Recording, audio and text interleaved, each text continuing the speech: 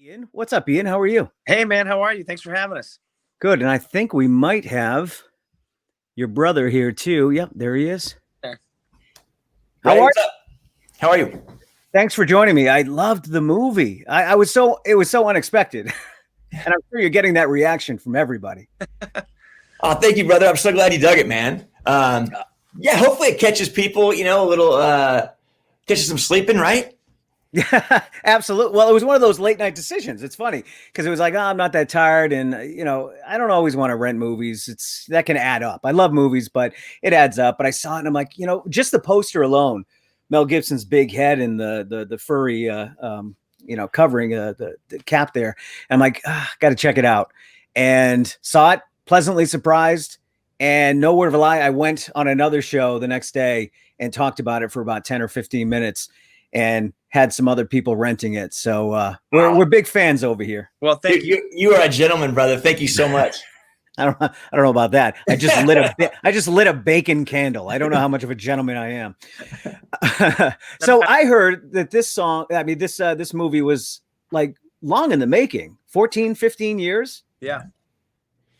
So about 14 years from when we had the first sort of comprehensible, complete script. But we had been, kicking around the idea even for a couple years before that. So it's definitely a marathon. Talk about the concept to what we saw. Was it exactly what you thought it was going to be once it was produced and put out there from the start? I mean, I guess there's a lot of different pieces that happen, right? So I guess when we first thought of the idea, we were trying to figure out how to. I mean, we'd all seen like the sort of Tim Allen, the sort of family friendly Santa. We'd seen the guy who comes down your chimney with a hatchet. And we were looking for something that was a little more grounded. We were like, oh, can we create something that's, like something like Unbreakable did for superheroes, like a very, very grounded take on this guy. And so we just started breaking it down. We started talking about it back in the early 2000s. And I remember the first thing we did was we both wrote a short story. So Ash wrote a short story that sort of resembles, the film as it is today. Just like it was short, like a couple of pages of the story. Okay, it goes this way. There's this kid. He hires a hitman, and then I wrote a story that was very much a prequel to what the film is and what the world is. And it was all stuff we had discussed, and we weren't quite sure how we were going to tell the story. And we were like, okay, well, I'll go write a short story. You go write a short story, and we just happened to end up in different, times. And we came back together and read each other's shorts, and we're like, oh, you know what? The one we should probably do is the contemporary one because it's probably more doable. I mean, the prequel had it was like 1,000 years ago. It was like, way back when, a lot of craziness going on. So we were like, well, if we're going to pull this off. Unlike today. Well, yeah, exactly. Cycle about every 1,000 years, seemingly, right? Right. But we decided to write the contemporary version, and yeah, that's what we ended up shooting today. But I mean, that was the cool thing about doing that was that we had a lot of backstory to play upon that we got to nod to rather than sort of have to do exposition in our minds, because we had a backstory, and we like creating stories to where it opens it up for you, so where your mind can do a lot more work than having people just sort of yap about it. But yeah, that's pretty much how it started and our approach to it. Well, you have enough material now where you can do the prequel or the sequel, perhaps. Right. Oh yeah, we're definitely hungry to try maybe both. We've been with it for 14 years. I mean, we've it's like, okay, where would we take this? We've definitely had time about where we would move forward with. Ashram, you were saying? Well, I think you were asking, like, was that an initial inception of the idea the same as what we actually, realized ultimately? And for us, we were very blessed in that we had producers and financiers and distributors that all wanted to see the movie that was in our noggins. So there were times along the road to getting it produced that we were sort of, hey, take it this way, take it that way. It should be more of a farce. It should be the kid and skinny man on a road trip. Like there were some other pretty different takes pitched at us as how we could steer the story. But Ian and I honestly only saw it this way. And that's since we conceived the idea, and we were fortunate to have collaborators that helped us execute. And that was a cross word. It's like you get like the actors in front of the camera, the DP, like everybody that we worked with, thank goodness, was really excited about, our idea for it and the script that we'd written for it. So, when we're talking to someone like Mel or Walton or Marianne or Chance, they were very much, in tune, in sync with what we were hoping to get out of it. Was Mel Gibson in your thoughts when you first started writing this? Because I'm sure you're writing, you've got actors in your mind already. I'm not sure Walton Goggins was a household name 14, 15 years ago. Maybe The Shield. That's kind of old, right? Anyway, right. Was Gibson there? He was from the start? He was around, but he was like in his what? Well, in your mind, though, when you were writing this. When we first wrote it 14 years ago, we had Jack Nicholson and Johnny Depp in mind. That was kind of ideal casting for that time period. But we actually saw him at a Hacksaw Ridge screening in 2016, 2017, and he was on like the awards run for it. So he had this amazing beard, and he was sort of slumped over. I remember him talking, and I remember his face, and I just remember this passion in the eyes. And he was also talking like about how tough it was and what he had done in the movie, and how he got those great shots and the actors, and they weren't actors, but he was working with them, and it was a great Q&A. But I just remember the way that he was talking about it. You felt the sort of weight of the world on his shoulders. You also saw the passion in his eyes. And I remember Esham and I looking at each other saying, man, that's the guy. That's the character right there. And from there, we were pretty hell bent on getting him. And I remember we went to his 2 years later, when we finally got an opportunity to make the film, we went to his agent. And then, we didn't hear back for 2 or 3 weeks. And we're like, oh man, are we going to have to go to the next person on the list? And then, cause he was our number one. And then I got this email, and I had been fielding a bunch of emails from financiers that were like, hey, we want to talk to you about it. Come on in. We enjoyed the script. And I got one that didn't have a sign off, that was just like, hey, I enjoyed the script, thought it was funny. Let's sit down for a chin wag.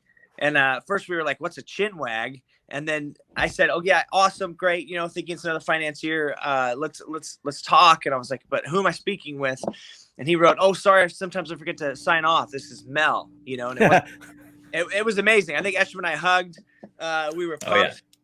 Oh, yeah.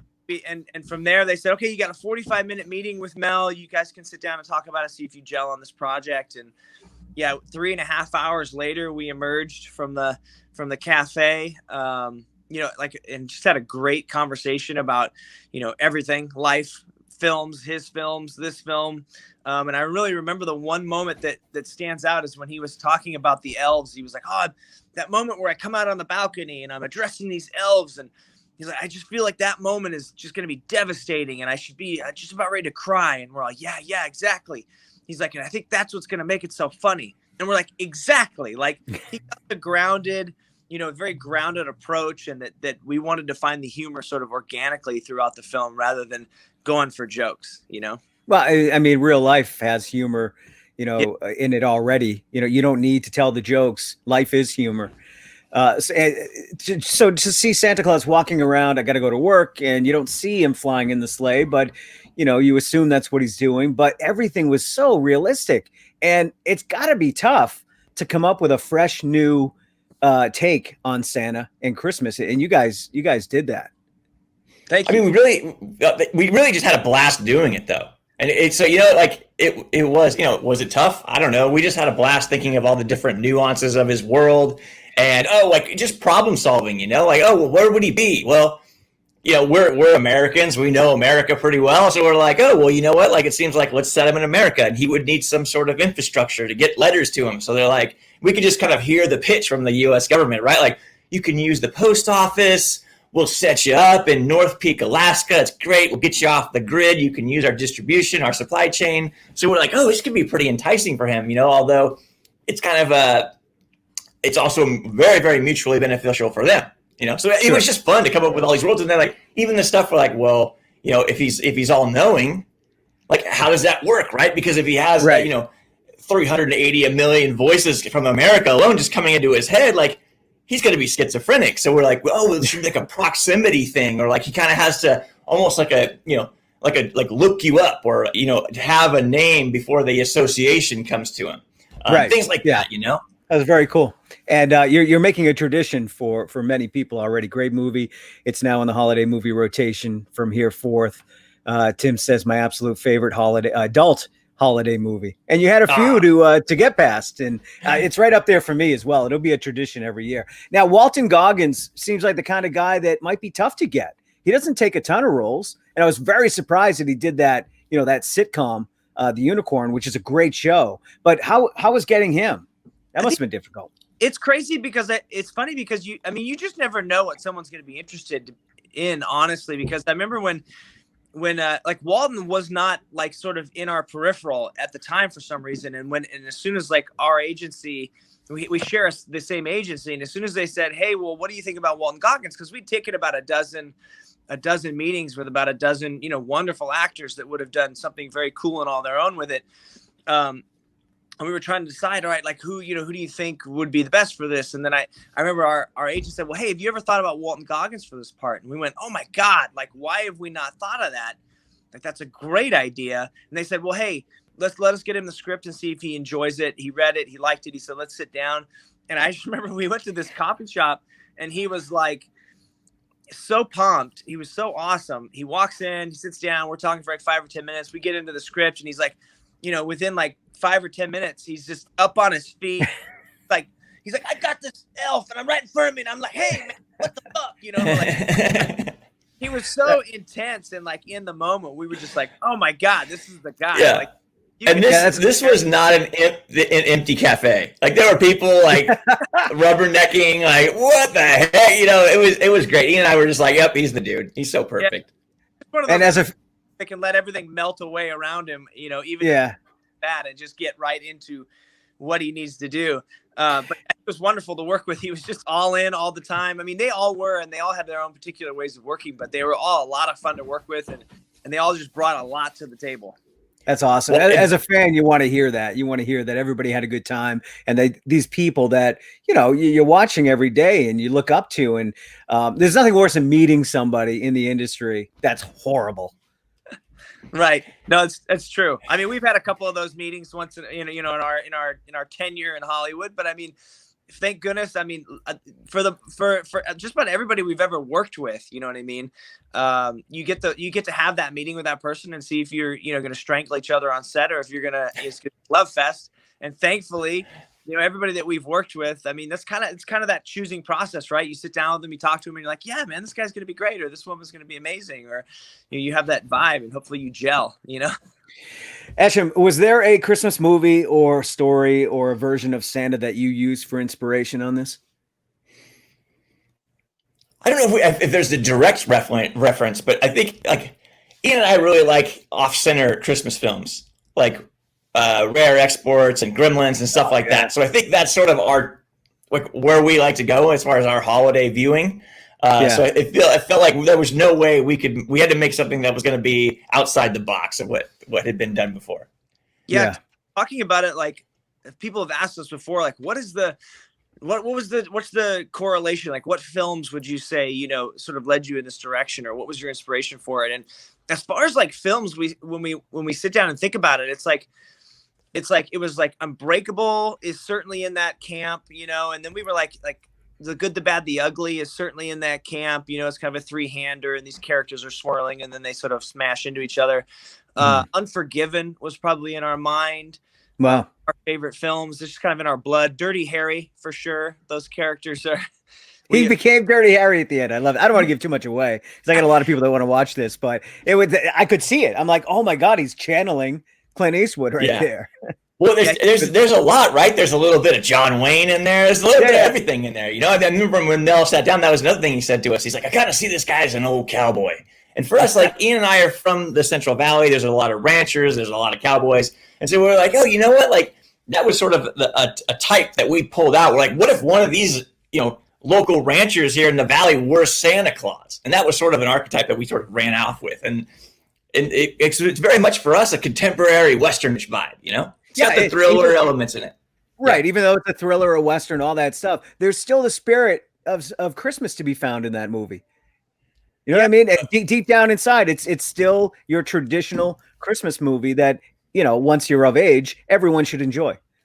Right. Well, it's funny because, I mean, That's absolutely something that we were trying to preserve, because at the end of the day, like Santa's moral compass or his ethical compass or his benevolence is all aimed in the right direction. Even though he sort of has to sort of get down and dirty at the end.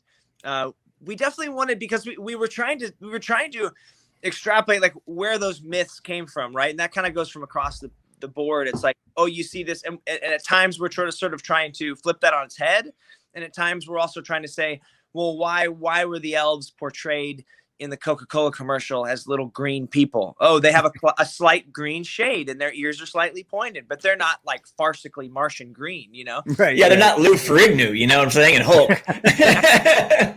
Great throwback. All right, I want to see if you guys have a sense of humor, and I want to bring up a name.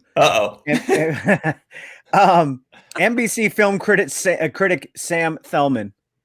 Ring a bell? The name does not ring a bell. Oh, it's so I watch a movie and then I go check out the reviews. I'm not a review guy at all, but I still do. This was one of the worst reviews. And by the way, I couldn't find many bad reviews. This guy said this is a movie made by people who've never seen a movie before. I want you to find this article because it is so absurd, and it's become a joke within my circle of friends who really enjoy movies. And it was actually, at the end of the day, it was written by somebody who has never seen a movie before. He was upset that Walton's character, the skinny man, had the Matchbox car from his youth. And why was he preserving that? Why was that there? And on the bottom it said "Made in the North Pole." Why was it sitting there? Well, there was an easy answer. If you watch the movie, he's obsessed with how Santa treated him as a child. Yeah. And he had his own vendetta against Santa Claus. It wasn't that difficult, but find that review. You'll like it. That sounds like there's some great ones out there, man. Honestly, Ian and I, we get some good kicks out of them. Good. As long as you have a sense of humor about it. It's funny. I think we've certainly read, we've definitely read the good, the bad, and the ugly reviews. And it's fun. Some of them are fun to read because, sometimes they are constructive, and sometimes it is cool to be like, oh, that's an interesting spin on it. But yeah, some of them are just crazed. And this one was absurd. It was just, that's why I brought it up. So off the charts. Right. You can't do much about that. And we've made a few films in our day. And the thing that we've always learned is that you got to lean into the positive, because that's who you made the film for. Like right. That poor bastard. I can't hit him. I didn't make the movie he wanted. I'm sorry, buddy. That's it. That's why I don't understand critics. Not everybody likes everything, and art is subjective, and just don't watch it if you're not interested in it. But I, for one, loved it. Thank you for putting that out there in the universe. Hope to see a prequel. Hope to see a sequel. Thanks, man. Yeah, maybe. We've, like I said, we had an idea for a prequel. We're talking right now with our distributor / producers about a sequel. Mel's down, Marianne's down. Our cast that would come back is down and excited to do another one. We're excited to do another one. It's just now it's like logistics, it's like, okay, when is Mel available? When are we available? Yeah.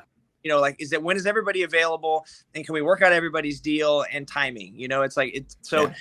I hopefully, all fingers crossed, man. It looks positive, and it looks like we're all moving in the right direction. So good. We can see it. Maybe like the equivalent would be if the first one was Mad Max, the sequel will be our Road Warrior. Oh, there you go. I like that. And then maybe a spinoff. Maybe a spinoff with Walton and the skinny man. Well, it'd have to be a prequel. but possible. Yeah. All right, guys. Hey, thank you so much.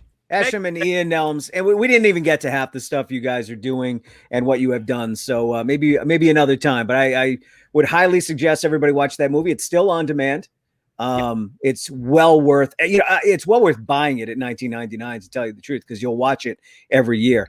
And then look these guys up online and follow them. Thanks for the entertainment. Appreciate it. Thanks for coming on the show, guys. Thank you, Greg.